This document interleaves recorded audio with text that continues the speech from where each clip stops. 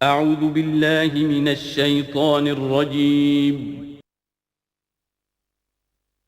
بسم اللہ الرحمن الرحیم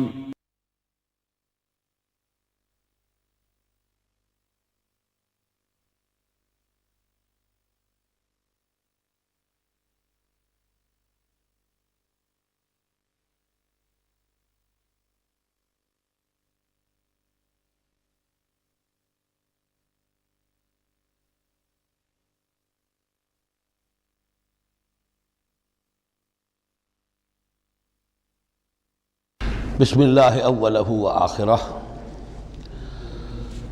سورہ بقرہ کے ترجمے اور مختصر تشریح کے اختتام کے بعد اب ہمیں مکی اور مدنی صورتوں کے اس پہلے گروپ میں جو دو جوڑے مدنی صورتوں کے ہیں ان میں سے پہلے جوڑے کی دوسری صورت کا مطالعہ کرنا ہے۔ یہ سورہ آل عمران ہے۔ جیسا کہ اس سے قبل بھی میں آپ کو بتا چکا ہوں کہ جوڑے ہونے کی نسبت یہ ہے کہ ان دونوں چیزوں میں گہری مشابہت بھی ہو، مرد اور عورت بہت مشابہت بھی ہے لیکن کچھ فرق بھی ہو، اور جو فرق ہو وہ ایسا ہو کہ جس سے ایک دوسرے کے لیے کمپلیمنٹری ہو، ایک دوسرے سے مل کر کسی مقصد کی تکمیل ہوتی ہو۔ یہ نسبت زوجیت کی حقیقت ہے۔ اب آپ دیکھیں گے مشابہتیں جو ہیں بہت نمایاں جو سورہ بقرہ میں اور سورہ آل عمران میں ہیں کہ دونوں شروع ہوئی ہیں الف لام میم سے۔ دونوں کے شروع میں قرآن مجید کی عظمت کا بیان ہے، اگرچہ سورہ آل عمران میں اس کے ساتھ ہی تورات اور انجیل کا بیان بھی ہے۔ دونوں کے اختتام پر بڑی عظیم آیات آئی ہیں۔ وہ آیت ہم پڑھ چکے ہیں جو سورہ بقرہ کے اختتام پر آئی ہے، جو کہ ایک عظیم دعا پر مشتمل ہے۔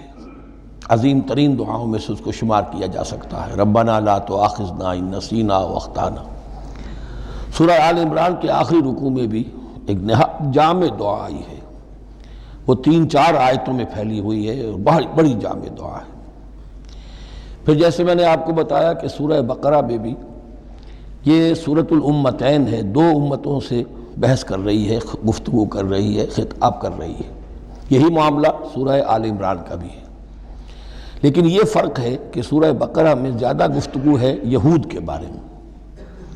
اور سورہ آل عمران میں زیادہ گفتگو ہے نصارہ کے بارے میں۔ تو گویا کہ اس طرح وہ تکمیل ہو رہی ہے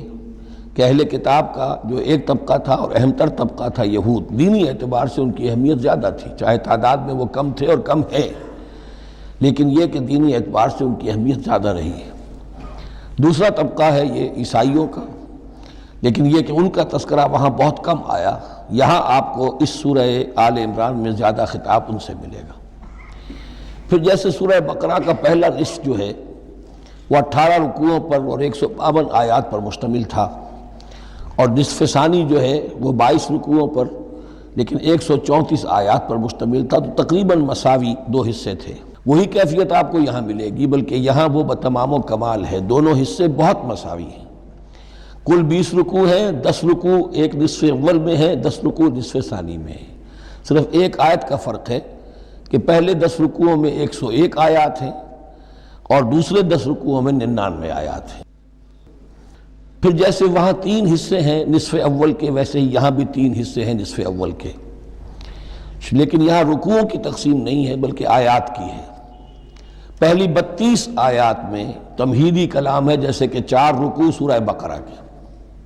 اگرچہ وہاں روح سخن ابتدا ہی سے یہود کی طرف ہو گیا تھا، یہاں روح سخن ابتدا ہی سے نصارہ کی طرف ہے، لیکن یہ کہ یہاں کی 32 آیات اسی طرح تمہیدی کلام پر مشتمل ہے جیسی کہ سورہ بقرہ کے 4 رکوع۔ پھر یہاں 31 آیات براہ راست خطاب ہے نصارہ سے، خاص طور پر حضرت عیسیٰ علیہ السلام کی ولادت کن حالات میں ہوئی، کیا ان کا مقام اور مرتبہ تھا، کیا ان کی اصل حیثیت تھی، پھر یہ کہ ان کے ساتھ کیا معاملہ ہوا۔ یہ حصہ نازل بھی ہوا ہے سن 9 ہجری میں، جو شامل یہاں کر دیا گیا ہے، حالانکہ اس سورہ مبارکہ کا اکثر و بیشتر حصہ جو ہے وہ سن 3 ہجری میں غزوہ احد کے بعد نازل ہوا ہے، لیکن یہ کہ یہ حصہ جو ہے 31 آیات پر مشتمل نازل ہوا سن 9 ہجری میں۔ نجران ایک بستی تھی عرب کے جنوب میں یمن کی طرف، اور وہاں عیسائی آباد تھے، تو وہاں کے عیسائیوں کے سردار اور ان کے جو بڑے لاٹ پادری تھے وہ کچھ 70 عیسائیوں کا ایک وفد لے کر آئے حضور کی خدمت میں مدینہ منورہ میں، بات سمجھنے سمجھانے کے لیے کہ آپ کس بات کی دعوت دے رہے ہیں، اور کئی دن مقیم رہے اور بات پوری سمجھ بھی لی، خاموش بھی ہو گئے، پھر بھی بات نہیں مانی تو حضور نے مباہلے کی دعوت دی، اس چیلنج کو قبول کیے بغیر وہاں سے چلے گئے۔ لیکن یہ کہ بہرحال انہوں نے جو ترتیب جس شدت کے ساتھ ہونی چاہیے تھی ان کی طرف سے وہ بھی نہیں کی، یہ شرافت کا انہوں نے مظاہرہ کیا۔ بہرحال یہ 9 رکوع، یہ جو 31 آیات ہیں سن 9 میں نازل ہوئیں۔ یہی نوٹ کر لیجئے کہ سورہ بقرہ کی بھی ایک بات میں بتانے سے میں بھول گیا اس وقت، کہ یہ جو سود سے متعلق احکام ہیں، جو رکوع ہے، جو 38واں رکوع ہے سورہ بقرہ، یہ بھی تقریباً سن 9 میں نازل ہوا ہے۔ گویا کہ وہ مشابہت بھی موجود ہے کہ اگرچہ سورہ بقرہ کا اکثر و بیشتر حصہ غزوہ بدر سے قبل نازل ہوا،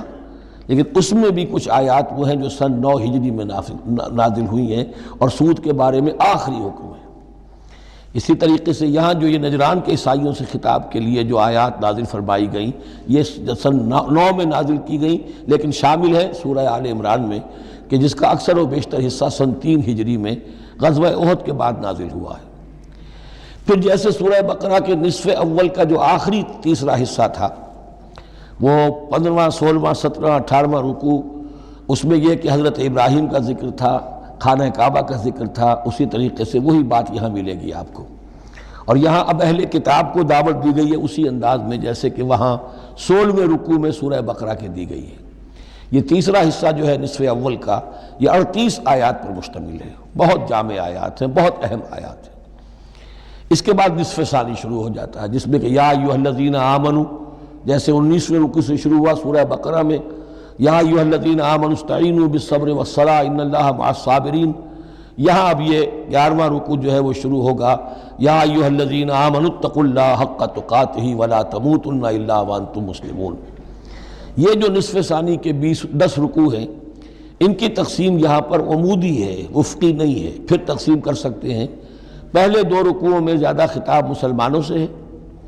اور پھر اگرچہ روئے سخن جو ہے پھر اہل کتاب کی طرف بھی ہے۔ پھر 6 رکوع مسلسل ہیں غزوہ احد کے حالات پر مشتمل، جو مسائل سامنے آئے ان پر تبصرہ، جو مسلمانوں سے غلطیاں ہوئیں ان پر گرفت، آئندہ کے لیے ہدایات۔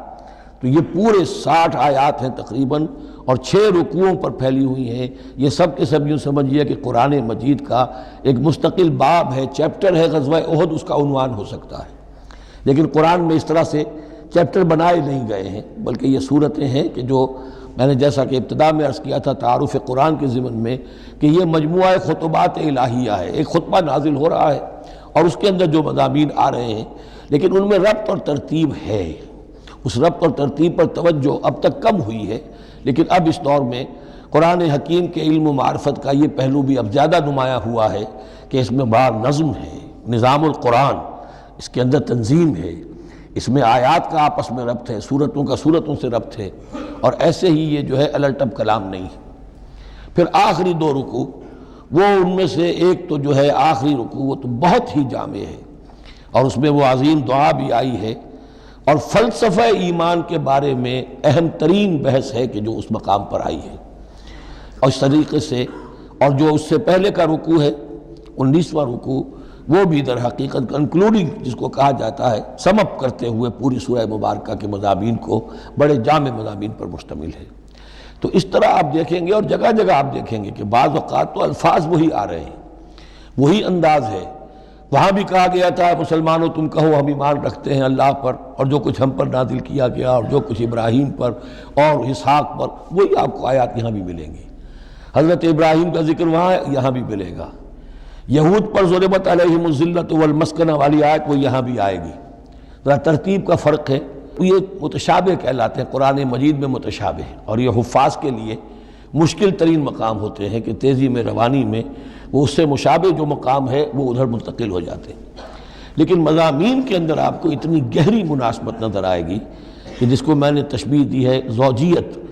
کہ ظاہر بات ہے کہ ہر حیوان کا جوڑا جو ہوتا ہے وہ یوں سمجھیے کہ 90% تو ایک دوسرے سے مشابہ ہوں گے،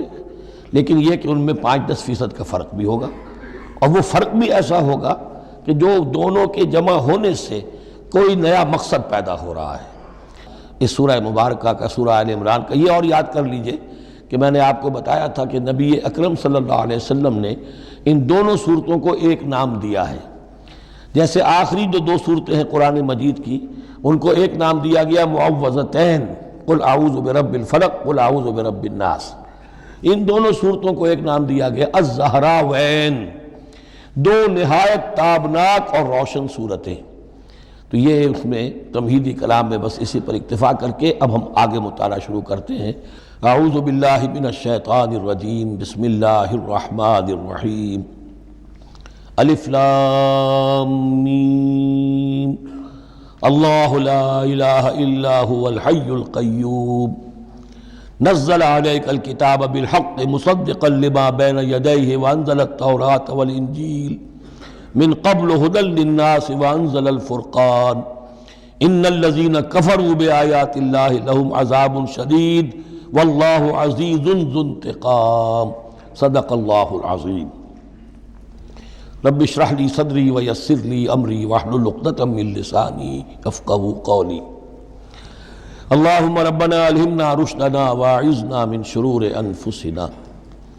اللهم ارنا الحق حقا وارزقنا اتباعه وارنا الباطل باطلا وارزقنا اجتنابه، اللهم وفقنا لما تحب وترضى،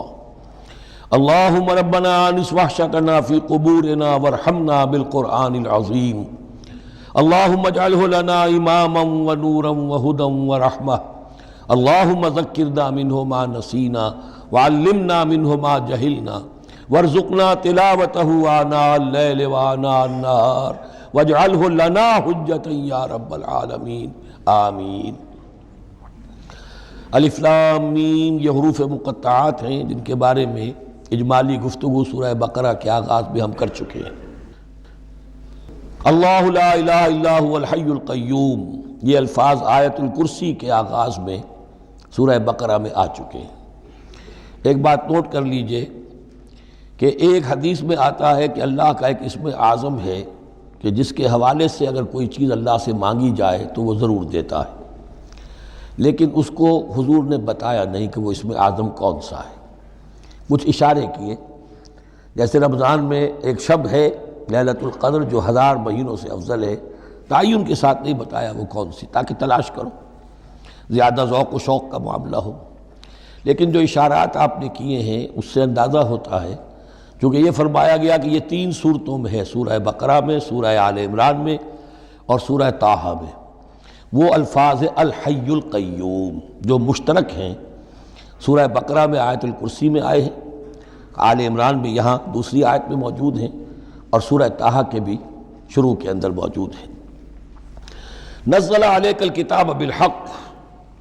اس نے نازل فرمائی ہے، اس اللہ نے جس کے سوا کوئی معبود نہیں، جو الحی ہے القیوم ہے۔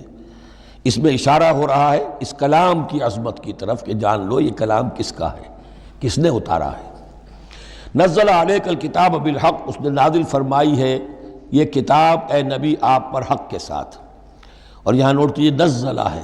نزلہ ینزل تنزیلا، انزلہ نہیں آیا ہے،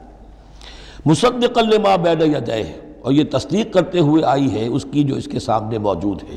تورات اور انجیل۔ اور یہ کہ 2 اعتبارات سے تصدیق ہے کہ یہ قرآن تصدیق کرتا ہے ان کی کہ وہ اللہ کی کتابیں تھیں جن میں تحریف ہو گئی، لیکن یہ کہ قرآن اور حضور مصداق بن کر آئے ہیں ان پیشین گوئیوں کا جو ان کتابوں میں تھی۔ وَأَنزَلَ التَّوْرَاةَ وَالْإِنجِيلَ مِن قَبْلُ هُدًى لِلنَّاسِ، اسی طرح اللہ نے اس سے پہلے لوگوں کی ہدایت کے لیے تورات اور انجیل نازل فرمائی تھی۔ وَأَنزَلَ الْفُرْقَانَ، اور اللہ نے فرقان اتارا۔ فرقان قرآن مجید کے لیے بھی ہے، فرقان تورات کے لیے بھی ہے، فرقان معجزات کے لیے بھی ہے۔ ہر وہ شے یوم الفرقان ہم سورہ انفال میں پڑھیں گے، غزوہ بدر کے دن کو کہا گیا، جو شے بالکل مبرہن کر دے حق و باطل کے مابین امتیاز قائم کر دے وہ فرقان ہے۔ لیکن یہاں اب تہدید کا انداز ہے، دھمکی کا انداز ہے۔ ان الذین کفروا بآیات اللہ، یہ دنیا کی دوسری کتابوں کا معاملہ نہ سمجھو کہ اسے مان لیا تب بھی کوئی حرج نہیں، نہیں مانا تب بھی کوئی حرج نہیں، اگر پڑھنے پر طبیعت راغب ہوئی تو بھی کوئی بات نہیں، نہیں راغب ہے تو مت پڑھو، کوئی الزام نہیں۔ یہ کتاب ویسی نہیں ہے۔ بلکہ یہ کتاب تو اب اگر نہیں مانو گے، ایمان نہیں لاؤ گے، تو ان الذین کفروا بآیات اللہ لہم عذاب شدید، تو ان کے لیے بہت سخت سزا ہوگی، واللہ عزیز ذو انتقام، اور اللہ تعالیٰ زبردست ہے، انتقام لینے والا ہے۔ یہ لفظ بہت اہم ہے کہ اللہ تعالیٰ جہاں رؤوف ہے، رحیم ہے، شفیق ہے، غفور ہے، ستار ہے، لیکن ساتھ ہی شدید ذو انتقام بھی ہے، عزوز ذو انتقام بھی ہے، شدید العقاب بھی ہے۔ یہ دونوں شانیں اللہ کی ذہن میں رہنی چاہیے۔ ان اللہ لا یخفی علیہ شیء فی الارض ولا فی السماء، یقیناً اللہ پر کوئی شے مخفی نہیں ہے، نہ آسمان کی نہ زمین کی۔ هو الذی یصورکم فی الارحام کیف یشاء، پہلی چیز اللہ کے علم سے متعلق تھی، اور یہ اللہ کی قدرت سے متعلق ہے۔ وہی ہے کہ جو تمہاری نقشہ کشی کر دیتا ہے، صورت بنا دیتا ہے تمہاری ماؤں کے رحموں میں جیسا چاہتا ہے۔ کسی کے پاس چوائس نہیں ہے کہ وہ اپنا نقشہ خود بنائے۔ لا الہ الا هو العزیز الحکیم، اس کے سوا کوئی معبود نہیں، اور یہ کہ وہی العزیز ہے اور الحکیم ہے۔ هو الذی انزل علیک الکتاب منہ آیات محکمات ہن ام الکتاب واخر متشابہات، وہی ہے جس نے آپ پر یہ کتاب نازل فرمائی۔ کسی کسی جگہ انزلہ کا لفظ بھی آ جاتا ہے، اور یہ ہوتا ہے ردم کے اعتبار سے، کیونکہ قرآن مجید کی اپنی ایک ملکوتی غنا ہے، اس کی ایک موسیقی ہے، ڈیوائن میوزک ہے، تو اس میں جو ردم کے حوالے سے اگر ضرورت ہو تو یہ الفاظ ایک دوسرے کی جگہ آ جائیں گے۔ منہ آیات المحکمات، اس میں کچھ آیات تو ہیں محکم، پختہ، حکم جیسا کہ میں نے بتایا، حکمت عقل کی پختگی، محکم آیت، پختہ آیت، جس کا مفہوم بالکل واضح ہو، جس کو ادھر سے ادھر کرنے کی کوئی گنجائش نہ ہو۔ ہن ام الکتاب، اس کتاب کی جڑ اور اساس اور بنیاد وہی ہے۔ وَأُخَرُ متشابہات، اور کچھ متشابہ ہیں کہ جن کا حقیقی اور صحیح مفہوم معین کرنا بہت مشکل ہے، بلکہ عام حالات میں ناممکن ہے۔ یہ میں تفصیل سے تعارف قرآن کے ضمن میں عرض کر چکا ہوں۔ آیات الاحکام جتنی بھی ہیں وہ سب محکم ہیں، یہ کرو یہ نہ کرو، یہ حرام یہ حلال۔ لیکن یہ کہ جو بھی آیات ہیں کہ جن میں بحث ہے عالم غیب سے، اللہ کی ذات و صفات، کیا تصور کریں؟ اللہ کا ہاتھ، اللہ کا چہرہ، اللہ کی کرسی، اللہ کا عرش، کیا تصور کریں؟ اسی طریقے سے فرشتے، عالم غیب کی شیئیں، عالم برزخ قبر میں کیا ہوتا ہے، اسی طرح عالم آخرہ جنت اور دوزخ کی اصل حقیقتیں ہم نہیں سمجھ سکتے، اس میں ہمارے ذہن کے قریب لا کر کچھ باتیں بتا دی گئی ہیں۔ ما لا یدرک کلہ لا یترک کلہ، اجمالی تصور قائم ہو جانا چاہیے، اس کے بغیر تو راستہ سیدھا رہے گا نہیں آدمی کا، لیکن ان کی تفاصیل میں نہیں جانا چاہیے۔ تو دوسرے درجے میں نے آپ کو بتایا تھا کہ کچھ فزیکل فینومینا بھی، یہ بھی ایک وقت تک رہے ہیں آیات متشابہات میں سے، لیکن رفتہ رفتہ جیسے یہ سائنس کا علم بڑھتا چلا جا رہا ہے، ان میں سے بہت سی چیزیں اب محکم ہو کر سامنے آ رہی ہیں۔ تو یہ گویا کہ شفٹنگ سینڈز کے مانند ہیں کہ ان میں سے جو چیزیں، بہت سی چیزیں واضح ہو گئیں جو پہلے واضح نہیں تھیں، لیکن اب بھی بعض چیزیں ہیں، جیسے میں نے عرض کیا 7 آسمان سے کیا مراد ہے کہ جو واضح نہیں ہے ہم پر، لیکن ہمارا یقین ہے کہ انشاءاللہ وہ وقت آئے گا کہ انسان سمجھ لے گا کہ ہاں یہی بات صحیح تھی اور یہی تعبیر صحیح تھی۔ هو الذی انزل علیک الکتاب منہ آیات محکمات ہن ام الکتاب، یہ بہت اہم ہے۔ اصل جو ہے جڑ کتاب کی، اس لیے کہ کتاب کے بارے میں عرض کر چکا ہوں کہ وہ ہے مجموعہ احکام۔ کتاب جیسا کہ ہم نے سورہ بقرہ میں دیکھا، جہاں حکم آیا کتب علیکم کتب علیکم کتب علیکم، تو کتاب کی جڑ اور اساس جو ہے وہ وہی ہے۔ وَأُخَرُ مُتَشَابِهَاتٌ فَأَمَّا الَّذِينَ فِي قُلُوبِهِمْ زَيْغٌ، تو وہ لوگ جن کے دلوں میں کجی ہوتی ہے۔ اب وہ یہ ہے کہ وہ کوئی خاص بات نہیں نکالنی ہے تاکہ اپنی ذہانت و فطانت کا جو ہے ڈنکا بجوایا جا سکے، یا کوئی اور فساد پیدا کرنا ہے، کوئی فتنہ پیدا کرنا ہے، ذہن ٹیڑھا ہو چکا ہے، اب اس ٹیڑھے ذہن کے لیے کوئی دلیل چاہیے قرآن سے، اب وہ متشابہات کے چکر میں لگیں گے، ان کے پیچھے پڑیں گے کہ کسی کے مفہوم کو میں اپنے من پسند مفہوم کی طرف موڑ سکوں۔ فَأَمَّا الَّذِينَ فِي قُلُوبِهِمْ زَيْغٌ فَيَتَّبِعُونَ مَا تَشَابَهَ مِنْهُ، تو وہ لوگ کہ جن کے دلوں میں کجی ہے وہ پیچھے لگتے ہیں ان کے کہ جو متشابہ ہیں ان میں سے، ابتغاء الفتنۃ، یا تو فتنہ اٹھانا چاہتے ہیں فتنے کی تلاش میں، وابتغاء تاویلہ، اور تلاش کرنے کے لیے کہ اس کی اصل حقیقت، اصل منشا، اصل مراد کیا ہے۔ یعنی یہ بھی ہو سکتا ہے کسی کا علمی ذوق ہی ایسا ہو جائے، اور یہ بھی ہو سکتا ہے کہ ایک شخص کی فطرت میں کجی ہو۔ وما یعلم تاویلہ الا اللہ، حالانکہ ان کا حقیقی مفہوم اللہ کے سوا کوئی نہیں جانتا۔ والراسخون فی العلم یقولون، اور جو لوگ علم میں راسخ ہیں، پختہ ہیں، جن کی جڑیں گہری ہو چکی ہیں علم میں، وہ کیا کہتے ہیں؟ یقولون آمنا بہ کل من عند ربنا، ہم ایمان لائے اس کتاب پر، قرآن پر، یہ کل کا کل ہمارے رب کی طرف سے ہے۔ جو بات صاف سمجھ میں آ گئی ہے اس پر عمل کریں گے، جو بات پوری طرح سمجھ میں نہیں آ رہی ہے انتظار کریں گے، لیکن یہ اجمالی یقین رکھیں گے کہ یہ ہے اللہ کی کتاب۔ آمنا بہ کل من عند ربنا وما یذکر الا اولو الالباب، لیکن یہ صحیح روش اور یہ نصیحت نہیں حاصل کر سکتے مگر وہی کہ جو ہوش مند ہیں، عقل مند ہیں۔ اور سب سے بڑی ہوش مندی یہ ہے کہ انسان اپنی عقل کی لیمیٹیشنز کو جان لے، میری عقل کی حدود کیا ہیں، عقل کہاں تک جا سکتی ہے۔ اگر انسان اپنی عقل کی حدود کو نہیں جانتا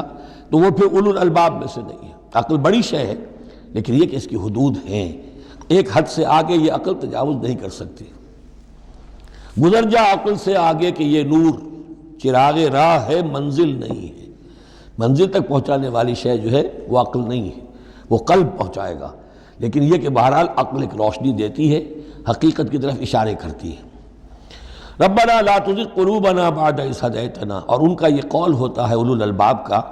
اے رب ہمارے دلوں کو کج نہ ہونے دیجو اس کے بعد کہ تو نے ہمیں ہدایت دے دی ہے۔ وہب لنا من لدنک رحمہ، اور ہمیں تو خاص اپنے خزانہ فضل سے رحمت عطا فرما، انک انت الوہاب، یقیناً تو ہی سب کچھ دینے والا ہے، تیری بارگاہ سے ملے گا۔ ربنا انک جامع الناس لیوم لا ریب فیہ، اے رب ہمارے یقیناً تو جمع کرنے والا ہے لوگوں کو اس دن جس دن میں کوئی شک نہیں ہے، قیامت کا دن، یوم القیامہ۔ ان اللہ لا یخلف المیعاد، یقیناً اللہ تعالیٰ اس وعدے کے خلاف نہیں کرے گا، اپنے وعدے کی خلاف ورزی نہیں کرتا، لہذا جو اس نے بتایا ہے کہ وہ دن آئے گا وہ آ کر رہے گا۔ ان الذین کفروا لن تغنی عنہم اموالہم ولا اولادہم من اللہ شیئا، اب یہ ذرا تحدی کا انداز ہے، چیلنج کا انداز ہے۔ زمانہ نزول کے اعتبار سے آپ نے نوٹ کر لیا کہ یہ سن 3 میں نازل ہو رہی ہے سورہ مبارکہ غزوہ احد کے بعد، لیکن یہ کہ یہ رکوع جو ہے اس کے بارے میں گمان غالب ہے کہ یہ غزوہ بدر کے بعد نازل ہوئی ہے۔ غزوہ بدر جو ہے اس میں ایک طرف مسلمانوں کو بڑی زبردست فتح حاصل ہوئی تھی تو مسلمانوں کا مورال بہت بلند تھا، لیکن ایسی روایات بھی ملتی ہیں کہ جب مسلمان بدر سے کامیاب ہو کر، غازی بن کر، فتح یاب ہو کر واپس آئے تو جو یہودی قبیلے تھے مدینے کے، ان میں سے بعض لوگوں نے کہا کہ مسلمانوں اتنا نہ اتراؤ، یہ کچھ قریش کے ناتجربہ کار چھوکرے تھے جن سے تمہارا مقابلہ پیش آیا ہے، اگر ہم سے کبھی بات اس کا مقابلہ پیش آیا تو معلوم ہوگا، تب دن میں تارے نظر آئیں گے وغیرہ وغیرہ۔ تو اس پس منظر میں یہ الفاظ کہے جا رہے ہیں کہ نہیں، تمام کفار اسی طریقے سے آخر کار زیر ہوں گے اور اللہ کے دین کو غالب ہونا ہے، واللہ غالب علی امرہ ولکن اکثر الناس لا یعلمون۔ ان الذین کفروا لن تغنی عنہم اموالہم ولا اولادہم من اللہ شیئا، یقیناً جن لوگوں نے کفر کی روش اختیار کی ہرگز نہ بچا سکیں گے انہیں، نہ ان کے مال نہ ان کی اولاد اللہ سے کچھ بھی۔ وَأُولَٰئِكَ هُمْ وَقُودُ النَّارِ، اور وہ تو سب کے سب آگ کا ایندھن بنیں گے۔ کداب آل فرعون، تمہاری تو حیثیت ہی کیا ہے، چپندی کا شوربہ۔ آل فرعون کا معاملہ یاد کرو، ان کے ساتھ کیا ہوا تھا، شہنشاہ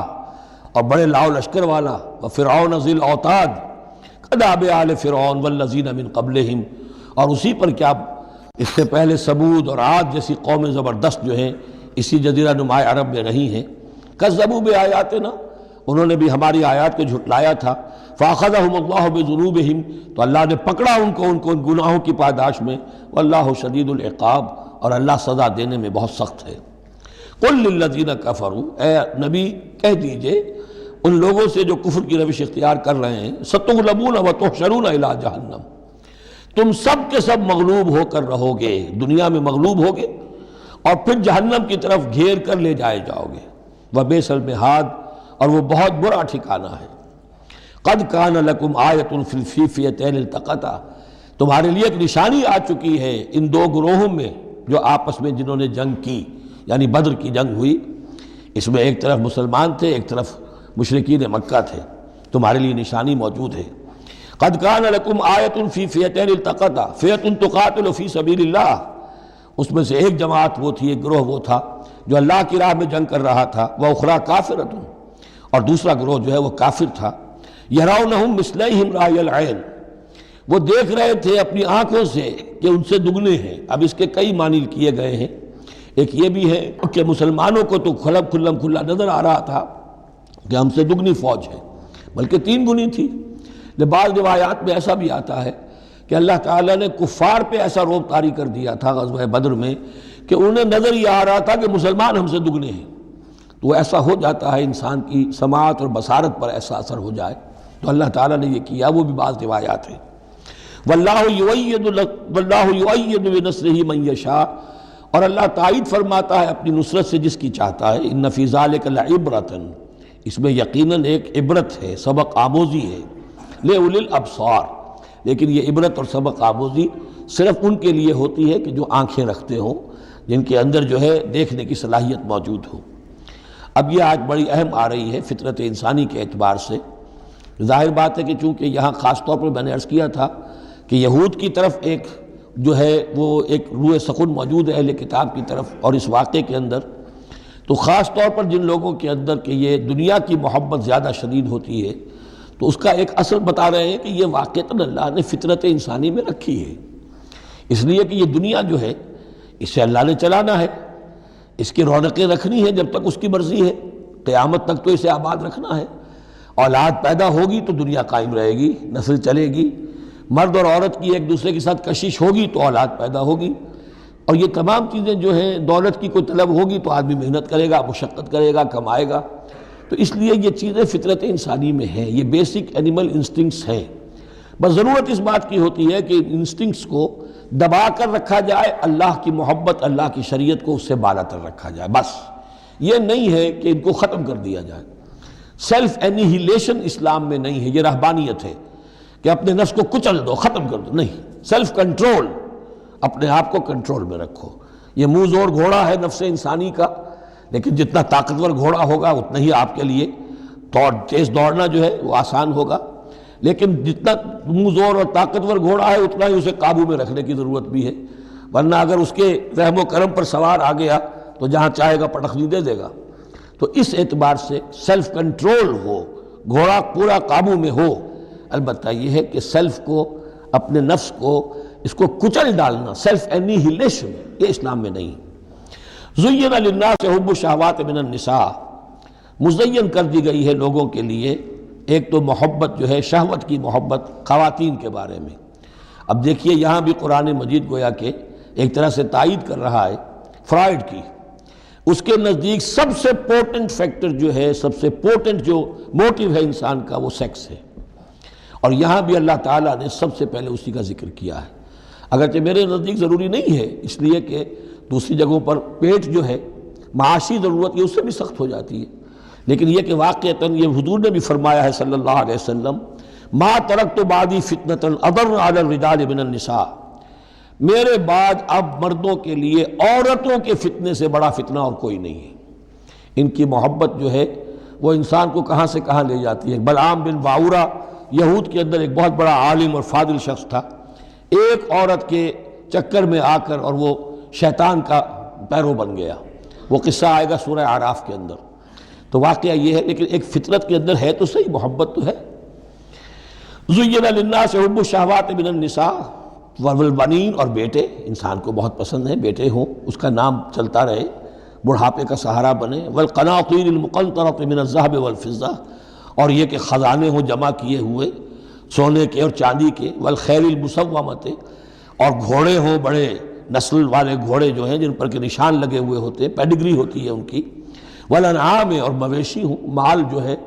پنجاب میں اور سرائکی کے علاقے میں مال کہتے ہی جانوروں کو ہیں، ان حیوانات کو ہیں مال مویشی۔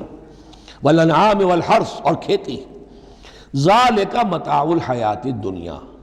بس جو نقطۂ اعتدال ہے وہ یہ ہے کہ جان لو یہ ساری چیزیں اس دنیا کی زندگی کا ساز و سامان ہے، اس زندگی کے لیے ضروریات کی حد تک ان سے فائدہ اٹھانا، اس میں کوئی بری بات نہیں، لیکن واللہ عندہ حسن المآب، لیکن اللہ کے پاس ہے اچھا لوٹنا۔ وہ جو ہے جو اللہ کے پاس ہے اس کے مقابلے میں یہ کچھ بھی نہیں۔ اگر یہ ایمان بالآخرہ ہے تو پھر تو انسان ان تمام چیزوں کو، اپنے تمام جذبات و میلانات کو ایک حد کے اندر رکھے گا، اس سے آگے نہیں آنے دے گا۔ لیکن اگر ان میں سے کوئی ایک شے بھی اتنی زوردار ہو گئی اس کی محبت کہ آپ کے دل کے اوپر اس کا قبضہ ہو گیا تو بس آپ گئے، اب وہی ند ہے، وہی اب آپ کا معبود ہے، چاہے وہ دولت ہو، چاہے وہ کوئی اور شے ہو، وہ اب آپ کا معبود بن جائے گی۔ قُلْ أَنَبِّئُكُمْ بِخَيْرٍ مِّن ذَلِكُمْ، ان سے کہیے کہ کیا میں تمہیں بتاؤں کہ ان تمام چیزوں سے بہتر شے کون سی ہے؟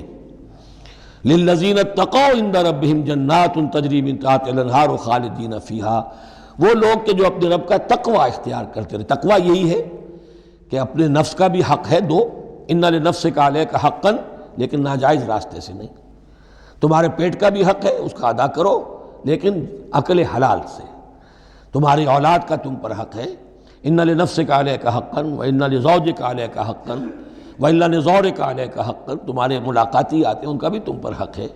وہ حقوق ادا کرو، لیکن اللہ سے اوپر کسی حق کو فائق نہ کر دینا، بس یہ ہے اصل بات۔ اگر تو یہ اگر حفظ مراتب نہ کنی زندگی، اگر یہ حفظ مراتب نہیں ہوگا تو گویا کہ اب آپ گئے، دین اور دنیا سب گئی۔ تو للذین اتقوا عند ربہم جنات، ان کے لیے ایسے باغات ہیں تجری من تحتہا الانہار، جن کے دامن میں ندیاں بہتی ہوں گی، خالدین فیہا، اس میں وہ ہمیشہ رہیں گے، وازواج مطہرۃ، اور بڑی ہی پاک عورتیں ہوں گی، ورضوان من اللہ، اور اللہ کی رضوان ہوگی، اللہ کی رضا ہوگی جو سب سے بڑی شے ہے، واللہ بصیر بالعباد، اور یقیناً اللہ تعالیٰ اپنے بندوں کو دیکھ رہا ہے۔ الذین، وہ کون سے بندے ہیں اس کے خاص؟ الذین یقولون ربنا اننا آمنا، جو یہ کہتے رہتے ہیں پروردگار ہم ایمان لے آئے، فاغفر لنا، بس ہمیں بخش دے، ذنوبنا، ہمارے گناہ، وقنا عذاب النار، اور ہمیں آگ کے عذاب سے بچائیو۔ اب ان کی بدہ میں الفاظ استعمال ہو رہے ہیں، یہ کون لوگ ہیں جو یہ دعا کرتے ہیں؟ ان کے یہ اوصاف ہیں،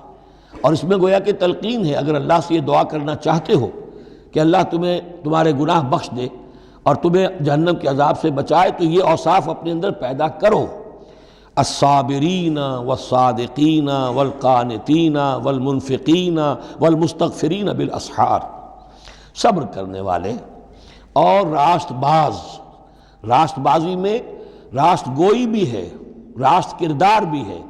عمل بھی آپ کا صحیح صحت پر ہو، درستی پر ہو، اور قول بھی صحیح اور درست ہو۔ والقانتین، فرما بردار، والمنفقین، اللہ کی راہ میں خرچ کرنے والے، والمستغفرین بالاسحار، اور جو جس کو آپ کہتے ہیں small hours of the morning, وہ جو سحر کا وقت ہے، سحری کا وقت ہے، اس میں استغفار کرنے والے۔ ایک تو نمازیں ہیں جو 5 نمازیں ہیں، لیکن خاص وہ وقت جو ہے اس میں جب کہ فرمایا گیا ہے کہ رات کے آخری حصے میں اللہ تعالیٰ نزول فرماتا ہے سمائے دنیا تک، اور پھر ایک ندا ہوتی ہے، حل من مستغفر فاغفر لہ، حل من سائل فاعطیہ، ہے کوئی استغفار کرنے والا کہ میں اسے معاف کر دوں، ہے کوئی کچھ مانگنے والا کہ میں اسے عطا کر دوں۔ ہم تو مائل بکرم ہے، کوئی سائل ہی نہیں، راہ دکھلائیں کسے، رہرو منزل ہی نہیں۔ شاہد اللہ انہ لا الہ الا ہوا والملائکۃ واولو العلم قائما بالقسط، اللہ خود گواہ ہے کہ اس کے سوا کوئی معبود نہیں، سب سے بڑی گواہی تو اللہ کی ہے، والملائکۃ، اور سارے فرشتے گواہ ہیں، واولو العلم، اور اولو العلم بھی اس پر گواہ ہیں۔ یہ اولو العلم جو ہے، اولو الالباب، اولو العلم الذین یعقلون، یہ وہ لوگ ہیں کہ جو ان کائناتی آیات کے حوالے سے اللہ کو پہچان لیتے ہیں اور اس کو مان لیتے ہیں کہ وہی معبود برحق ہے۔ جو ہم نے 20ویں رکوع کی پہلی آیت پڑھی تھی سورہ بقرہ کی، ان فی خلق السماوات والارض واختلاف اللیل والنہار والفلک التی تجری فی البحر بما ینفع الناس، اور یہ تمام بہت سے فینومینا آف دی نیچر بیان کر کے لآیات لقوم یعقلون، تو جو یعقلون ہیں، جو اولو الالباب ہیں، اولو العلم ہیں، وہ بھی گواہ ہیں کہ اللہ کے سوا کوئی معبود نہیں۔ لیکن یہاں جو اہم ترین لفظ ہے وہ اب آ رہے ہیں، قائما بالقسط، وہ قسط اور عدل کا قائم کرنے والا ہے۔ وہ جو میں نے کل عرض کیا تھا کہ ہم بھی سمجھتے ہیں کہ اللہ عدل قائم کرتا ہے اور عدل کرے گا، البتہ یہ کہ اہل سنت کے نزدیک یہ کہنا جو ہے سوء ادب ہے کہ اللہ پر عدل کرنا واجب ہے، اللہ پر کسی شے کا وجوب نہیں، لیکن اللہ کو عدل پسند ہے، اللہ کو واللہ یحب المقسطین، اللہ خود بھی عدل فرمائے گا، لا الہ الا هو العزیز الحکیم، اس کے سوا کوئی معبود نہیں ہے، وہ زبردست ہے، کمال حکمت والا۔ ان الدین عند اللہ الاسلام،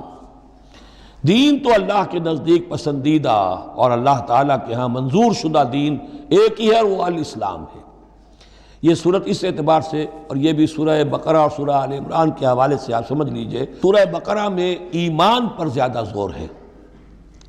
آمن الرسول بما انزل الیہ من ربہ، ایمانیات،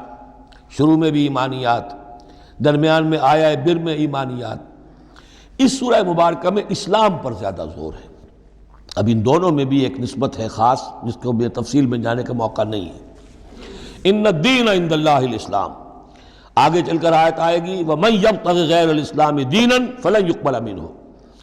اگر کوئی شخص اسلام کے سوا کسی دین کو قبول کرے گا وہ اس کی جانب اللہ کے ہاں منظور نہیں ہوگا۔ وَمَا اخْتَلَفَ الَّذِينَ أُوتُوا الْكِتَابَ إِلَّا مِن بَعْدِ مَا جَاءَهُمُ الْعِلْمُ بَغْيًا بَيْنَهُمْ، یہ اسلام ہمیشہ سے چلا آ رہا ہے، حضرت آدم سے اسلام چلا آ رہا ہے۔ یہ وہی آیات جو تھی، آیت الاختلاف، اس کا گویا کہ خلاصہ آ گیا۔ اور جن لوگوں نے اختلاف کیا ہے، یہ پگڈنڈیاں نکالی ہیں، غلط راستوں پر مڑ گئے ہیں، تو یہ اس کے بعد کہ ان کے پاس علم آ چکا تھا، اور اصل سبب بغیم بینہم، ضدم ضدہ، دی ارج ٹو ڈومینیٹ۔ ومن یکفر بآیات اللہ، اور جو کوئی اللہ کی آیات کا انکار کرتا ہے، فإن اللہ سریع الحساب، تو اللہ تعالیٰ کو حساب لیتے دیر نہیں لگے گی، وہ بڑی تیزی کے ساتھ حساب لے لے گا۔ فإن حاجوک، پھر اے نبی اگر یہ آپ سے محاجہ کرتے ہیں، حجت بازی کرتے ہیں، دلیل بازی کرتے ہیں، مناظرے کرتے ہیں، فقل، تو آپ تو آخری بات کہہ دیجئے دو ٹوک، فقل اسلمت وجہی للہ ومن اتبعنی، دیکھو بھائی میں نے تو اپنا چہرہ اللہ کے سامنے جھکا دیا ہے، اور انہوں نے بھی جو میرا اتباع کر رہے ہیں، ہم نے ایک راستہ اختیار کر لیا، لکم دینکم ولی دین، ہمارا یہ راستہ، تم جدھر جانا چاہتے ہو جاؤ، جس پگڈنڈی پر مڑنا چاہتے ہو چلے جاؤ، جس کھائی میں گرنا چاہتے ہو جاؤ، دفع ہو جاؤ۔ فقل اسلمت وجہی للہ ومن اتبعنی وقل للذین اوتوا الکتاب والامیین، اور اے نبی کہہ دیجئے ان دونوں سے، ان سے بھی کہ جنہیں کتاب دی گئی تھی پہلے، یعنی یہود اور نصارہ، والامیین، اور ان سے بھی کہہ دیجئے کہ جو مشرکین عرب ہیں ابھی بقیہ عرب میں، اسلمتم، تم بھی اسلام لاتے ہو یا نہیں، تابع ہوتے ہو کہ نہیں، اللہ کے سپرد اپنے آپ کو کرتے ہو کہ نہیں، فَإِنْ أَسْلَمُوا فَقَدِ اهْتَدَوْا، اگر وہ بھی اسی طریقے سے اسلام لے آئیں تو ہدایت پر ہو جائیں گے۔ وَإِنْ تَوَلَّوْا فَإِنَّمَا عَلَيْكَ الْبَلَاغُ، پھر اگر وہ رخ پھیر لیں، منہ موڑ لیں، تو اے نبی آپ پر کوئی ذمہ داری نہیں ہے سوائے پہنچا دینے کی۔ اعلیٰ کو یہاں پھر پہچان، انما علیک البلاغ، آپ کے ذمہ ہے پہنچا دینا، آپ نے ہمارا پیغام پہنچا دیا، ہماری دعوت ان تک پہنچا دی، ہماری آیات انہیں پڑھ کر سنا دی، اب آگے چوائس ان کا ہے، آپ پر ذمہ داری نہیں ہے کہ یہ لوگ ایمان کیوں نہیں لائے۔ وَلَا تُسْأَلُوا عَنْ أَصْحَابِ الْجَحِيمِ، یہ سورہ بقرہ میں ہم پڑھائے ہیں۔ وَاللَّهُ بَصِيرٌ بِالْعِبَادِ، باقی اللہ تعالیٰ اپنے بندوں کو دیکھ رہا ہے، وہ ان سے حساب کتاب کر لے گا، وہ معاملہ اس کا ان سے نبٹ لے گا، آپ کے ذمہ جو فرض تھا آپ اس فرض کو ادا کرتے رہیے۔ ان الذین یکفرون بآیات اللہ ویقتلون النبیین بغیر حق، یقیناً وہ لوگ جو اللہ کی آیات کا کفر کرتے ہیں اور انبیاء کو قتل کرتے رہے ہیں ناحق، ویقتلون الذین یامرون بالقسط من الناس، اور قتل کرتے رہے ہیں یا قتل کرتے ہیں ان لوگوں کو انسانوں میں سے جو عدل کا حکم دیتے ہیں، اس لیے کہ انصاف کی بات تو پسند نہیں ہوتی کسی کو، سچی بات الحق مر،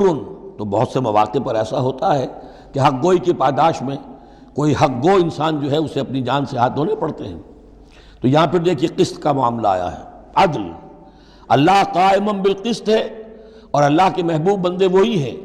کہ جو انبیاء کے علاوہ وہ لوگ کہ جو عدل کا حکم دیں، انصاف کا ڈنکا بجانے کی کوشش کریں، تو فرمایا وَيَقْتُلُونَ الَّذِينَ يَأْمُرُونَ بِالْقِسْطِ مِنَ النَّاسِ، تو ایسے لوگ جنہیں کہ جو کہ ایسے لوگوں کو قتل کریں، فَبَشِّرْهُمْ بِعَذَابٍ أَلِيمٍ، تو اے نبی انہیں بشارت سنا دیجئے دردناک عذاب کی۔ اس میں ایک طنز ہے، بشارت، عذاب کی بشارت، یہ طنزیہ کلام ہے۔ اولئک الذین حبطت اعمالہم فی الدنیا والآخرہ، یہ وہ لوگ ہیں کہ جن کے تمام اعمال دنیا اور آخرت میں حبط ہو گئے۔ قریش کو یہ زعم تھا کہ ہم خادم کعبہ ہیں اور ہمارے پاس جو ہے یہ لوگ آتے ہیں، حج کرتے ہیں، ہم ان کی دعوت کرتے ہیں، کھانا کھلاتے ہیں، پانی پلاتے ہیں، سقایا ہے، تو ہماری اتنی خدمتیں ہیں، اللہ تعالیٰ کے ہاں جو ہے ہمیں بہرحال ان خدمتوں کے حساب میں ہمیں بخش دیا جائے گا۔ فرمایا وہ سارے اعمال حبط ہو جائیں گے اگر وہ شکل نہیں ہے۔ اگر تو صحیح صحیح پورے دین کو اختیار کرو گے تو ٹھیک ہے، ورنہ یہ کہ اولئک الذین حبطت اعمالہم فی الدنیا والآخرہ، بڑے سے بڑے چیریٹی کے کام کیے ہوں، چیریٹیبل انسٹیٹیوشنز قائم کر دی ہوں، کوئی حیثیت نہیں رکھتی اللہ کے نگاہ میں۔ وما لہم من ناصرین، اور ان کا پھر کوئی مددگار نہیں ہوگا۔ الم تر الی الذین اوتوا نصیبا من الکتاب، کیا تم نے غور نہیں کیا ان لوگوں کی حالت پر جنہیں کتاب کا ایک حصہ دیا گیا تھا؟ اوتو مجہول کا صیغہ، یہ جیسا کہ میں نے عرض کیا جہاں کوئی مذمت کا پہلو ہوتا ہے تو اس میں یہ مجہول کا صیغہ آتا ہے۔ جنہیں کتاب کا ایک حصہ دیا گیا تھا، یدعون الی کتاب اللہ لیحکم بینہم، اب انہیں بلایا جاتا ہے اللہ کی کتاب کی طرف کہ وہ ان کے مابین فیصلہ کرے۔ ثم یتولی فریق منہم وہم معرضون، پھر ان میں سے ایک گروہ جو ہے پیٹھ موڑ لیتا ہے اعراض کرتے ہوئے، یعنی یہ کہ مانتے بھی ہیں کتاب کو لیکن اس کے فیصلے کو تسلیم کرنے کے لیے تیار نہیں۔ ذالک بانہم قالوا لن تمسنا النار الا ایاما معدودات، یہ مضمون آ چکا ہے سورہ بقرہ میں۔ یہ کیوں ڈھٹائی ہو رہی ہے؟ جو مانتے بھی ہیں اور پھر عمل نہیں کر رہے، انہیں بتایا جاتا تم اس کتاب پر ایمان رکھتے ہو، اس میں یہ لکھا ہے یہ سود حرام ہے، کیا کر رہے ہو، یہ شے حرام ہے، کس کام میں لگے ہوئے ہو؟ لیکن نہیں، کیوں اڑ جاتا ہے انسان؟ اس کی تشخیص کر دی۔ ذالک بانہم قالوا، یہ اس وجہ سے ہے کہ انہوں نے یہ عقیدہ گھڑ لیا ہے کہ لن تمسنا النار الا ایاما معدودات، ہمیں تو چھو ہی نہیں سکتی آگ جہنم کی مگر گنتی کے چند دن۔ جب یہ عقیدہ ہے تو پھر کاہے کو انسان دنیا کا نقصان برداشت کرے؟ بابر میں عیش کوش کے عالم دوبارہ نیست، حلال سے حرام سے جائز سے ناجائز سے جو بھی عیش حاصل کیا جا سکتا کرنا چاہیے، بخش تو دیا ہی جانا ہے۔ یہ عقیدہ ہے کہ جو در حقیقت ایمان بالآخرت کی نفی کر دیتا ہے۔ وَغَرَّهُمْ فِي دِينِهِمْ مَا كَانُوا يَفْتَرُونَ، اور انہیں دھوکے میں مبتلا کر دیا ہے ان کے دین نے،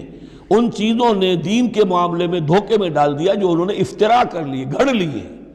اللہ نے تو کوئی ضمانت نہیں دی تھی، نہ لاؤ تورات لاؤ انجیل لاؤ، کہیں ضمانت نہیں ہے، یہ تو تمہارا من گھڑت عقیدہ ہے، اور اسی کی وجہ سے دین کے اندر تم اب بد دین یا بے دین ہو گئے ہو۔ فَكَيْفَ إِذَا جَمَعْنَاهُمْ لِيَوْمٍ لَا رَيْبَ فِيهِ، تو کیا حال ہوگا اس دن؟ اس وقت تو یہ بڑھ چڑھ کر باتیں بنا رہے ہیں، زبان درازیاں کر رہے ہیں، کیا ہوگا اس دن جب کہ ہم انہیں جمع کریں گے لِيَوْمٍ لَا رَيْبَ فِيهِ، اس دن جس دن کے بارے میں کوئی شک نہیں۔ وَوُفِّيَتْ كُلُّ نَفْسٍ مَا كَسَبَتْ، اور پھر ہر ذی نفس کو، ہر جان کو، ہر انسان کو پورا دے دیا جائے گا جو کچھ اس نے کمائی کی ہوگی۔ وَهُمْ لَا يُظْلَمُونَ، اور ان پر کوئی زیادتی نہیں ہوگی۔ اب اس کے بعد پھر ایک بڑی عظیم دعا آ رہی ہے۔ اس سورہ مبارکہ میں دعائیں بہت ہیں، یہ بھی بہت عظیم دعا ہے، اور یہ تو باقاعدہ تلقین کر کے کہا گیا ہے۔ کہیں تو ایسا ہوتا ہے لوگ ایسے دعا کرتے ہیں، یہاں ہے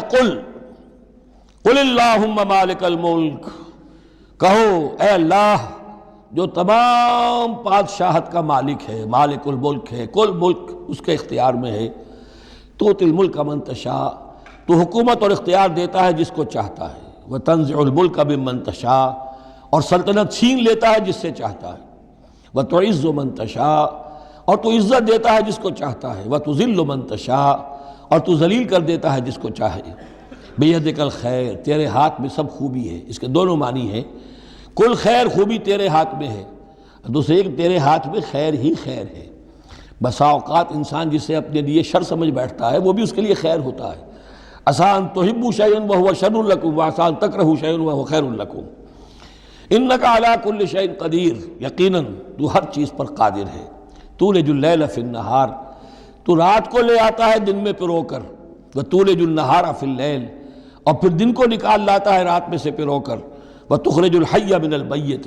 اور تو نکالتا ہے زندہ کو مردہ سے، وتخرج المیت من الحی، اور تو نکالتا ہے مردہ کو زندہ سے۔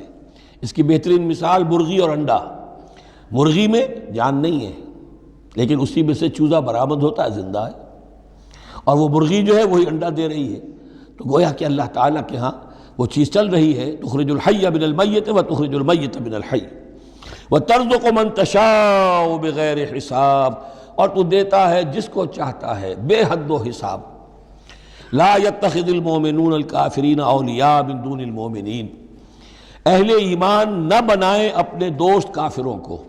اولیاء ایسا دوست جو قلبی دوست ہو، جو رازدار بھی ہو جاتے ہیں، پشت پناہ بھی ایک دوسرے کے سمجھے جاتے ہیں، یہ تعلق کفار کے ساتھ اختیار کرنے کی اجازت نہیں ہے۔ ایک اچھا رویہ ہو، ظاہری مدارات ہوں، آپ ان سے اچھے کلچرڈ طریقے پر بات کریں، تہذیب کے ساتھ، یہ اور بات ہے، لیکن دلی محبت، قلبی رشتہ، جذباتی تعلق، ان کی ایک ایسے باہمی مدد کا ایک رشتہ قائم کر لینا، پشت پناہ ہونے کا رشتہ بنا لینا، اس کی اجازت نہیں ہے۔ لا يتخذ المؤمنون الکافرین اولیاء من دون المؤمنین، اہل ایمان کو چھوڑ کر ان کے ساتھ یہ رشتہ قائم کرنا اللہ کو پسند نہیں۔ ومن یفعل ذلک فلیس من اللہ فی شیء، اور جو کوئی بھی یہ حرکت کرے گا پھر اس کا اللہ کے ہاں کوئی مقام نہیں ہوگا، کوئی رشتہ اللہ کا پھر اس کے ساتھ نہیں رہے گا۔ اللہ کے دشمنوں کے ساتھ تمہاری دوستی ہے تو ظاہر بات ہے کہ پھر اللہ کے ساتھ تمہارا کوئی تعلق نہیں رہا۔ الا ان تتقوا منہم تقا، سوائے یہ کہ تم ان سے بچاؤ کرنا چاہو، بچاؤ کے لیے۔ بعض اوقات ایسے حالات ہوتے ہیں کہ کھلے مقابلے کا ابھی موقع نہیں ہے، تو آپ طرح دے رہے ہیں، آپ وقت جو ہے یو آر بائنگ ٹائم، تو اس میں کوئی ظاہری خاطر مدارات کا مسئلہ بھی ہو جائے تو کوئی حرج نہیں ہے، لیکن یہ کہ مستقل واقعی قلبی محبت قائم کر لینا یہ جائز نہیں ہے۔ ویسے یہ کہ اسی پھر آیت کے اسی الفاظ کو ہمارے ہاں اہل تشیع نے تقیہ کی جڑ بنا دیا ہے، لیکن انہوں نے اسے پہنچا دیا اس حد تک کہ جھوٹ بھی بولو، اپنے عقائد بھی چھپا لو، اور اس کے لیے دلیل یہاں سے لاتے ہیں۔ لیکن یہ بالکل ایک دوسری شکل ہے کہ یہ صرف ایک ظاہری مدارات کی حد تک، ایک حد تک، یہ نہیں کہ آپ جھوٹ بولنے پر آ جائیں اور آپ ایک چیز کو چھپانے پر آ جائیں، بس یہ ہے کہ آپ اس وقت تک، جیسے ہم پڑھ چکے ہیں سورہ بقرہ میں، کہ اگرچہ یہ یہودی جو ہیں ان کے دلوں کے اندر آگ بھری ہوئی ہے تمہارے خلاف، لیکن یہ فصفحوا فاعفوا واصفحوا، ابھی ذرا درگزر کرتے رہو، ابھی فوری طور پر ان کے ساتھ جو ہے معاملہ کوئی مقابلے وغیرہ کا شروع کرنا مناسب نہیں۔ اس حد تک مسئلہ بینی تو صحیح ہے، لیکن یہ نہیں کہ جھوٹ بولا جائے معاذ اللہ۔ وَيُحَذِّرُكُمُ اللَّهُ نَفْسَهُ، اور اس میں بھی اب اور نرمی کر دی، اللہ تمہیں ڈراتا ہے اپنے آپ سے، اللہ سے ڈرو، یعنی کسی اور سے ڈر کر خواہ صرف خاطر مدارات کر لینا بھی صحیح نہیں ہے، لیکن یہ کہ بہرحال ضرورت ہے، کسی وقت مصلحت ہے تو کرو، لیکن یہ کہ اصل تمہارے دل میں خوف اللہ کا رہنا چاہیے۔ وَإِلَى اللَّهِ الْمَصِيرُ، اور اللہ ہی کی طرف تمہیں لوٹ جانا ہے۔ قُلْ إِن تُخْفُوا مَا فِي صُدُورِكُمْ وَتُبْدُوهُ يَعْلَمُ اللَّهُ، یہ پھر وہی آیت آ گئی ہے جو سورہ بقرہ کے آخر میں آئی تھی، لِلَّهِ مَا فِي السَّمَاوَاتِ وَمَا فِي الْأَرْضِ وَإِن تُبْدُوا مَا فِي أَنفُسِكُمْ أَوْ تُخْفُوهُ يُحَاسِبْكُم بِهِ اللَّهُ، یہاں فرمایا قُلْ إِن تُخْفُوا مَا فِي صُدُورِكُمْ، کہہ دیجئے کہ اگر تم چھپاؤ جو کچھ کہ تمہارے سینوں میں ہے، أَوْ تُبْدُوهُ، یا تم اسے ظاہر کر دو، يَعْلَمُهُ اللَّهُ، اللہ تعالیٰ اس کو جانتا ہے۔ تمہارے ظاہر کرنے چھپانے سے اللہ سے کوئی تعلق نہیں ہے، ایک دوسرے سے چھپا سکتے ہو، ظاہر کر سکتے ہو، اللہ سے نہیں۔ وَيَعْلَمُ مَا فِي السَّمَاوَاتِ وَمَا فِي الْأَرْضِ، اور وہ جانتا ہے جو کچھ کہ آسمانوں میں اور زمین میں ہے۔ وَاللَّهُ عَلَىٰ كُلِّ شَيْءٍ قَدِيرٌ، اور اللہ تعالیٰ ہر چیز پر قادر ہے۔ يَوْمَ تَجِدُ كُلُّ نَفْسٍ مَا عَمِلَتْ مِنْ خَيْرٍ مُحْضَرًا، اس دن کا تصور کرو جس دن ہر جان، ہر نفس موجود پائے گا، حاضر کیا ہوا پائے گا ہر وہ عمل جو اس نے کیا ہوگا۔ فَمَن يَعْمَلْ مِثْقَالَ ذَرَّةٍ خَيْرًا يَرَهُ وَمَن يَعْمَلْ مِثْقَالَ ذَرَّةٍ شَرًّا يَرَهُ يَوْمَ تَجِدُ كُلُّ نَفْسٍ مَا عَمِلَتْ مِنْ خَيْرٍ مُحْضَرًا وَمَا عَمِلَتْ مِنْ سُوءٍ، جو نیکی کی ہوگی اسے بھی موجود پائے گا، اور جو بدی کمائی ہوگی وہ بھی موجود پائے گا۔ تود لو ان بینہا و بینہ امدا بعیدا، اور ہر جان یہ چاہے گی، ہر انسان یہ چاہے گا کہ کاش میرے اور میرے اعمال نامے کے درمیان بڑا فاصلہ آ جائے، میں اسے دیکھوں بھی نہ، میری نگاہ بھی اس پر نہ پڑے۔ وَيُحَذِّرُكُمُ اللَّهُ نَفْسَهُ، اور اللہ ڈرا رہا ہے تمہیں اپنے آپ سے، یعنی تقویٰ رکھنا ہے تو اس کا کرو، ڈرنا ہے تو اس سے ڈرو، خوف کھانا ہے تو اس سے کھاؤ۔ وَاللَّهُ رَءُوفٌ بِالْعِبَادِ، اور اللہ تعالیٰ اپنے بندوں کے حق میں بہت شفیق ہے،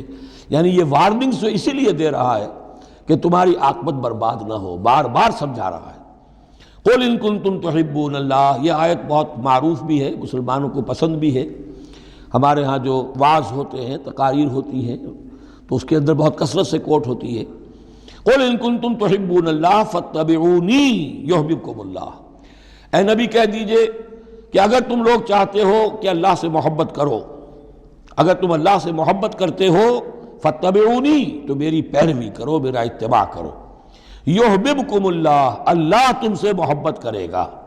وَيَغْفِرْ لَكُمْ ذُنُوبَكُمْ، اور تمہارے گناہ بخش دے گا، وَاللَّهُ غَفُورٌ الرحیم، اور اللہ غفور الرحیم ہے۔ قُلْ اطیعوا اللہ والرسول، کہہ دیجئے اطاعت کرو اللہ کی اور اس کے رسول کی، فَإِن تَوَلَّوْا فَإِنَّ اللَّهَ لَا يُحِبُّ الْكَافِرِينَ، اور اگر وہ پیٹھ موڑ لیں تو اللہ کو ایسے کافر پسند نہیں ہے۔ یہ دو آیتیں اس اعتبار سے بڑی اہم ہیں کہ اس میں رسول کے لیے دو الفاظ آئے ہیں، اطاعت اور اتباع۔ اطاعت اگر نہیں ہے تو کفر ہو گیا۔ اطاعت تو لازم ہے، لیکن اطاعت کس چیز میں ہوتی ہے؟ جو حکم دیا ہے یہ کرو، آپ کو کرنا ہے۔ اتباع اس سے اوپر کی شے ہے،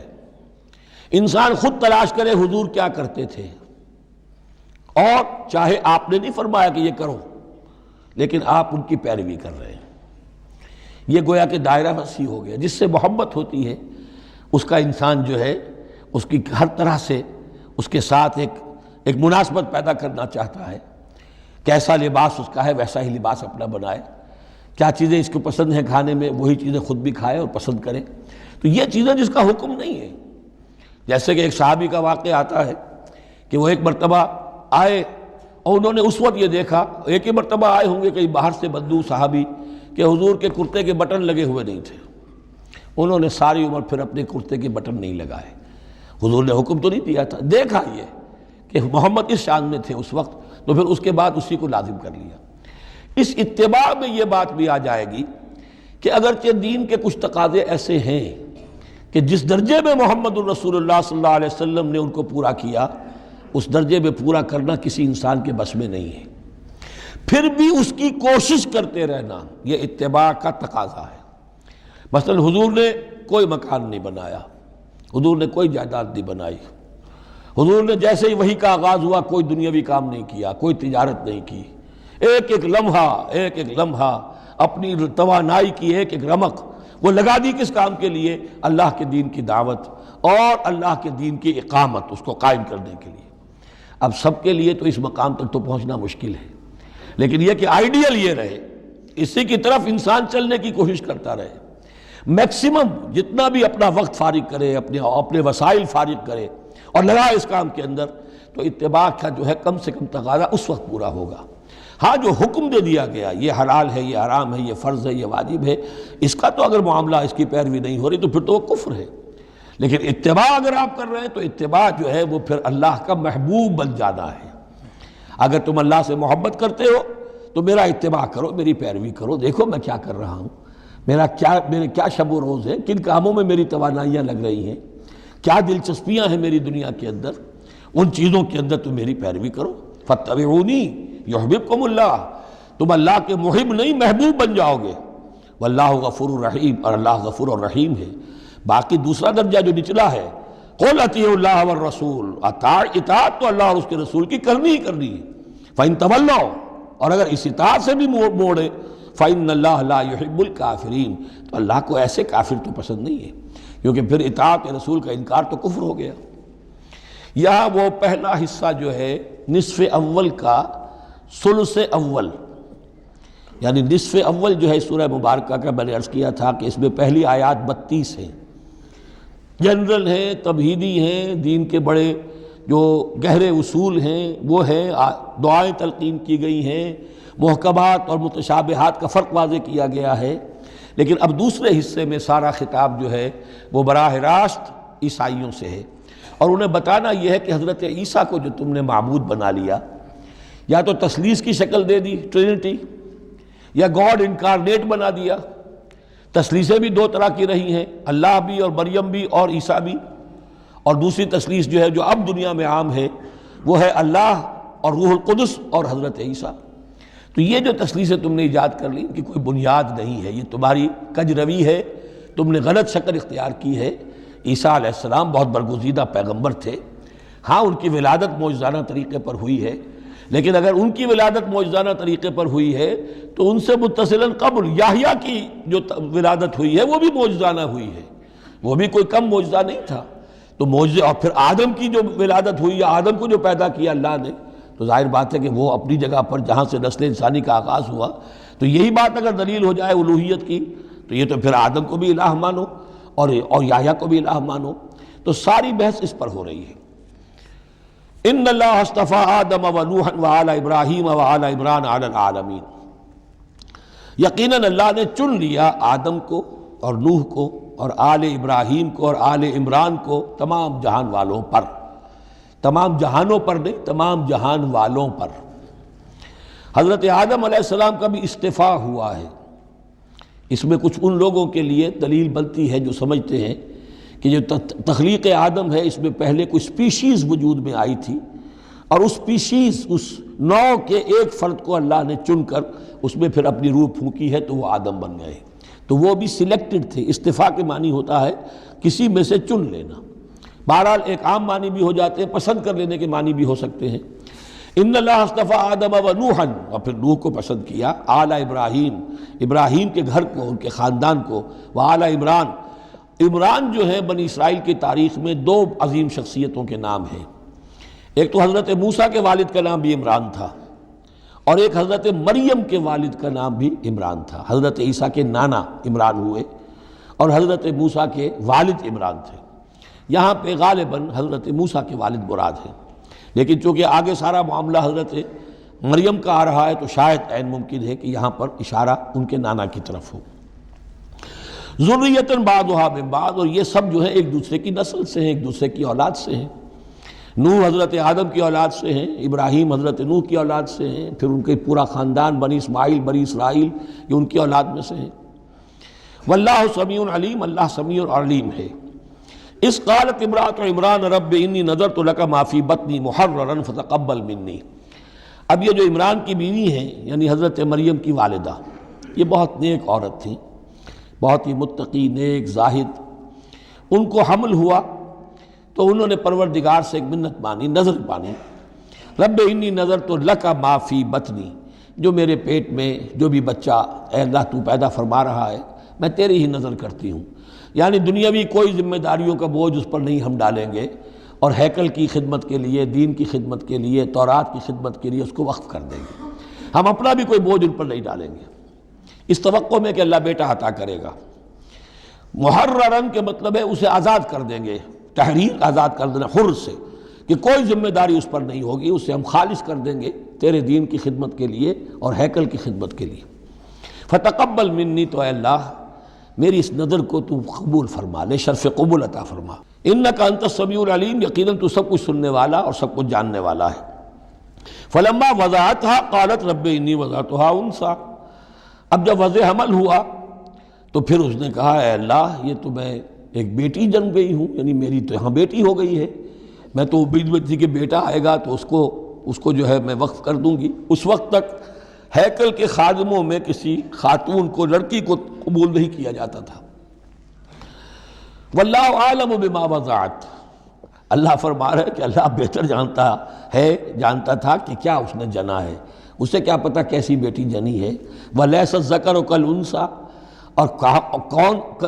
کہاں ہوگا کوئی بیٹا اس بیٹی جیسا۔ اس کے دونوں معنی کیے گئے، ایک تو ایسا کہ یہ گویا کہ قول مانا جائے حضرت مریم کی والدہ کا کہ لڑکا تو لڑکی کی طرح نہیں ہوتا، اب لڑکا ہوتا تو میں اسے خدمت کے لیے وقف کر دیتی، یہ تو لڑکی ہو گئی۔ اور ایک یہ بھی ہے کہ اللہ کی طرف سے اس کو مانا جائے واللہ عالم بما وضعت ولیس الذکر کالانثی، کوئی بیٹا ایسا ہو ہی نہیں سکتا جیسی بیٹی تمہیں دی ہے۔ وَإِنِّي سَمَّيْتُهَا مریم، اور وہی اب ان کا کلام شروع ہوا ان کی والدہ کا، مریم کی، میں نے اس کا نام مریم رکھا ہے۔ وَإِنِّي أُعِيذُهَا بِكَ، اور اے اللہ میں اسے تیری پناہ میں دیتی ہوں، وَذُرِّيَّتَهَا، اور جو بھی اس کی اولاد ہو، نسل ہو، اس کو بھی تیری پناہ میں دیتی ہوں، من الشیطان الرجیم، مردود شیطان کے حملے سے، کہ اللہ ان کو، مریم کو بھی اور اس کی آنے والی اولاد کو بھی تو بہت ہی اپنی حفاظت میں رکھیو، شیطان سے بچائیو۔ فتقبلها ربها بقبول حسن، تو قبول فرما لیا انہیں، یعنی حضرت مریم علیہ السلام کو ان کے رب نے بڑی ہی عمدگی کے ساتھ، قبول حسن، شرف قبول عطا فرمایا بڑی ہی خوبصورت انداز میں۔ وانبتها نباتا حسنا، اور ان کی پرورش کی بہت ہی عمدہ طریقے پر، بہت اعلیٰ طریقے پر۔ وکفلها زکریا، اور ان کو کفالت میں دے دیا، تربیت میں دے دیا حضرت زکریا کے۔ یہ حضرت زکریا جو ہیں یہ خالو تھے حضرت عیسیٰ علیہ السلام کے، حضرت مریم کے خالو۔ تو اب ان کی تحویل میں، اور وہ اس وقت کے چیف کاہن تھے، chief priest of the temple, ہیکل سلیمانی کے وہی نبی بھی تھے اور وہی وہاں کے سب سے بڑے جو ہیں، جو آج کل ہم سمجھتے ہیں مجاور وغیرہ، تو وہ مقام ان کا کاہنوں کا ہوتا تھا۔ وَكَفَّلَهَا زَكَرِيَّا كُلَّمَا دَخَلَ عَلَيْهَا زَكَرِيَّا الْمِحْرَابَ، جب کبھی بھی زکریا ان کے پاس جاتے تھے محراب میں، وجد عندها رزقا، وہ دیکھتے تھے محراب حجروں کی شکل کے اندر جو جیسے بنے ہوتے ہیں مسجدوں کے ساتھ، تو ایسے ایک حجرہ ان کو دے دیا گیا کہ یہ اللہ کے لیے نظر کی گئی ہے اور ان کو قبول کر لیا گیا ہے، تو اب ان کے لیے یہاں پر یہ حجرہ ہے، اس میں وہ رہتی ہیں۔ لیکن جب بھی وہ حجرے میں جاتے تھے تو دیکھتے تھے ان کے پاس کھانا، میوے رکھے ہیں بغیر موسم کے، اور بعض لوگوں کی رائے یہ بھی ہے کہ یہاں سے مراد مادی کھانا نہیں ہے بلکہ علم و حکمت، کہ جب حضرت زکریا ان سے بات کرتے تھے تو یہ کہ انہیں حیران رہ جاتے تھے کہ اس لڑکی کو یہ اس قدر حکمت کہاں سے مل گئی، اتنی معرفت کہاں اس کو حاصل ہوئی۔ قال یا مریم انا لک ھذا، وہ پوچھتے اے مریم یہ تمہیں کہاں سے چیزیں ملتی ہیں، یہ کھانے کہاں سے آ جاتے ہیں، یہ بے موسمی پھل کہاں سے آ جاتے ہیں، یا یہ علم و حکمت کی باتیں تمہیں کیسے معلوم ہوتی ہیں؟ قالت هو من عند اللہ، تو وہ کہتی تھیں یہ سب اللہ کی طرف سے ہے، اس کا فضل ہے، اس کا کرم ہے۔ ان اللہ یرزق من یشاء بغیر حساب، یقیناً اللہ تعالیٰ جس کو چاہتا بغیر حساب عطا کرتا ہے۔ ہنالک دعا زکریا ربہ، ہنالک یہ بالکل اس طرح سے دیر اینڈ دین، جب یہ مشاہدہ ہوا حضرت زکریا کو تو انہوں نے بھی ایک دعا کی اپنے پروردگار سے۔ ہنالک دعا زکریا ربہ، رب قال رب ہب لی من لدنک ذریۃ طیبہ، اے اللہ مجھے بھی بڑی کوئی پاکیزہ اولاد عطا کر دے۔ بہت بوڑھے ہو چکے تھے، ان کی اہلیہ جو ہے وہ بھی بہت بوڑھی ہو چکی تھی، ضعیفہ تھی، اور ساری عمر بانجھ رہی تھی، لاولد تھے۔ یہ ساری تفصیل پھر سورہ مریم کے اندر مزید کھل کر آئے گی، اس لیے کہ یہی مضامین وہاں بیان ہوئے تھے مکی دور میں، جب کہ ہجرت حبشہ کے لیے مسلمان گئے تھے، تو وہاں جا کر سورہ مریم کی آیات جو ہیں وہ پھر حضرت عبداللہ ابن جعفر نے پڑھ کر سنائی تھی۔ اس مناسبت سے یہ مضامین آپ کو سورہ مریم میں بھی ملیں گے۔ ساری عمر بوڑھے رہے اور بے اولاد رہے، لیکن اب وہ ایک دبی ہوئی خواہش، چنگاری، وہ بھڑک اٹھی، اے اللہ اس بچی کو تو یہ کچھ دے سکتا ہے تو تیری قدرت ہے مجھے بھی ذریۃ طیبہ، پاکیزہ اولاد عطا فرما۔ انک سمیع الدعاء، یقیناً تو دعا کا سننے والا ہے۔ فنادت الملائکۃ، تو فرشتوں نے انہیں پکار کر کہا، ندا کی، وہو قائم یصلی فی المحراب، اور وہ کھڑے ہوئے نماز پڑھ رہے تھے اپنی محراب میں، ان کا بھی حجرہ تھا۔ ان اللہ یبشرک بیحییٰ، اللہ تعالیٰ تمہیں بشارت دیتا ہے زکریا یحییٰ کی، مصدقا بکلمۃ من اللہ، جو تصدیق کرے گا ایک ایسے شخص کی جو اللہ کا خاص کلمہ ہوگا، یعنی حضرت عیسیٰ، کلمۃ منہ، یہ بعد میں باتیں آئیں گی، وسیداً، اور سردار ہوگا، وحسوراً، اور تجرد کی زندگی گزارے گا، ونبیًا من الصالحین، اور نبی ہوگا صالحین میں سے۔ یہاں نوٹ کر لیجئے کہ آخری مدح کا لفظ جو حضرت یحییٰ کے لیے آیا ہے وہ نبی ہے، نبیًا من الصالحین۔ قال رب انا یکون لی غلام، ابھی خود دعا کر رہے تھے لیکن غالباً اس کی بڑی توثیق چاہ رہے ہیں اللہ سے، ری ایشورنس۔ کہا پروردگار میرے ہاں کیسے بیٹا ہو جائے گا، وقد بلغنی الکبر، جبکہ میں انتہائی بوڑھا ہو چکا ہوں، وامرأتی عاقر، اور میری بیوی جو ہے بانجھ رہی ہے۔ قال کذلک اللہ یفعل ما یشاء، تو انہوں نے کہا کہ اللہ نے فرمایا کہ اللہ کرتا ہے اسی طرح، یا فرشتوں نے جواب دیا جو چاہتا ہے کرتا ہے، اسے اسباب کی احتیاج نہیں ہے، اسباب اس کے محتاج ہیں، اللہ اسباب کا محتاج نہیں ہے۔ قال رب اجعل لی آیہ، انہوں نے عرض کیا پروردگار میرے لیے کوئی نشانی مقرر کر دے، مجھے معلوم ہو جائے کہ واقعی ایسا ہونا ہے اور واقعی یہ کلام جو میں سن رہا ہوں تیری طرف سے ہے۔ قال آیتک الا تکلم الناس ثلاثۃ ایام الا رمزا، اللہ نے فرمایا کہ اب نشانی یہ ہے تمہارے لیے